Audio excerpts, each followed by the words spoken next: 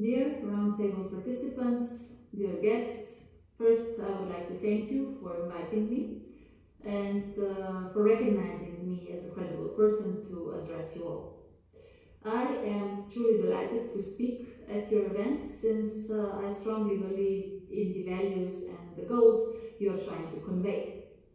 Projects between memory and oblivion, World War II places of remembrance, is focused on preserving the memory of lesser known or even unknown tragedies in European memory, so crimes against humanity, war crimes, political trauma, and so on. And one of them happened close to us, to our compatriots during the Second World War.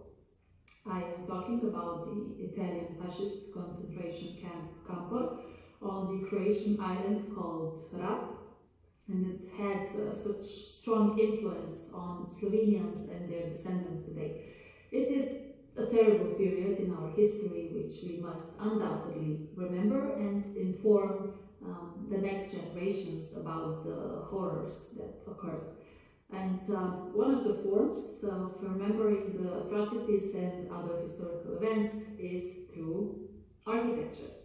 Architecture, in its physical sense itself, reminds us of key historical events which are consequently more difficult to sink into oblivion, and rightly so.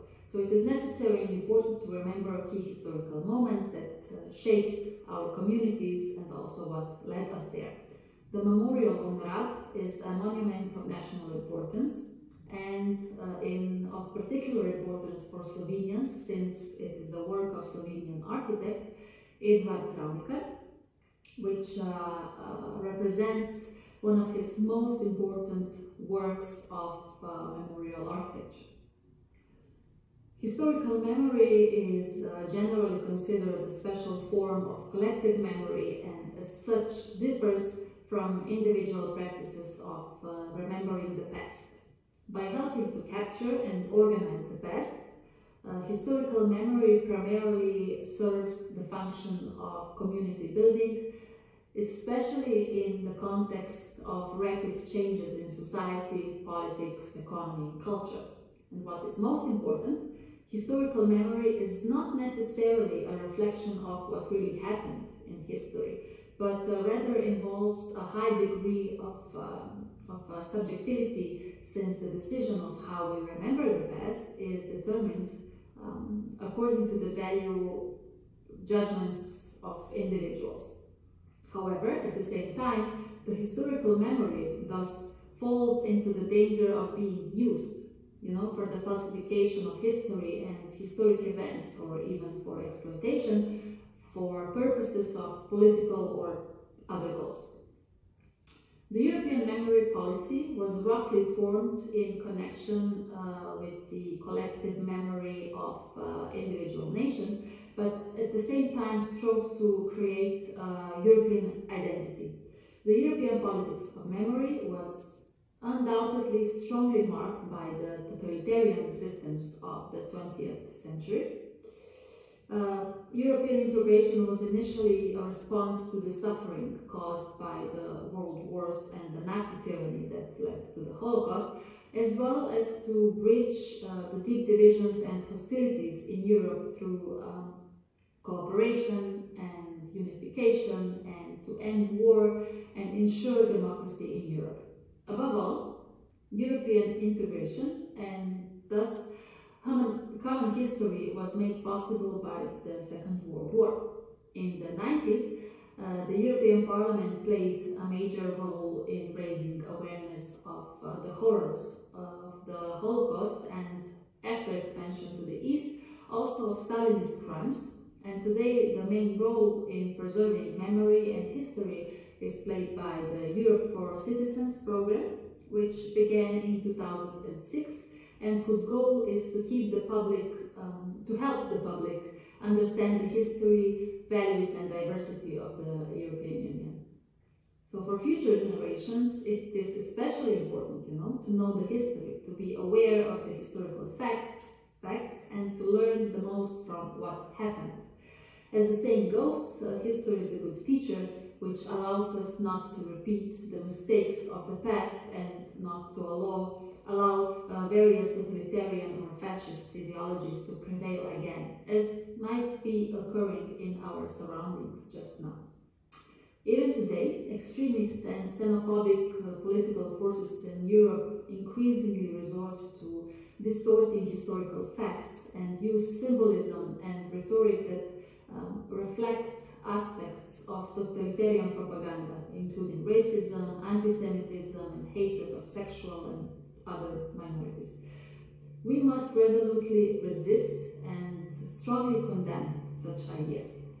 This is also why all memorials and places of memory are an excellent reminder of some other darker times which are not as distant as they might seem at first glance.